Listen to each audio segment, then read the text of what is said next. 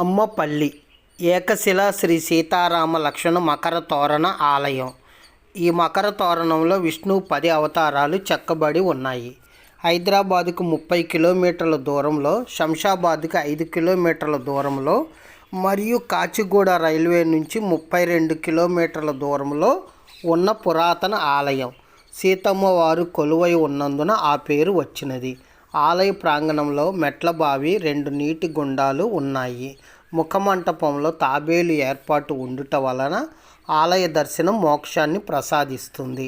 4 అడుగుల ఎత్తు రాములవారు కుడి చేతిలో బాణాలు, ఎడమ చేతిలో విల్లు పట్టుకున్న కోదండరాముడిలా కనిపిస్తారు. సీతా లక్ష్మణ సమేతంగా దండకారణ్యంలో తిరిగే సమయంలో ఒక రాత్రి సేద తీరాడని, అప్పటికి హనుమంతుడిని కలవలేదని చెబుతారు.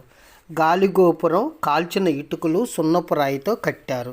ప్రవేశ ద్వారానికి పైభాగంలో శేషతల్ప విష్ణుమూర్తి విగ్రహం ఉన్నది. మాస కళ్యాణం రామజన్మ నక్షత్రం అయిన పునర్వసు రోజున జరుగుతుంది.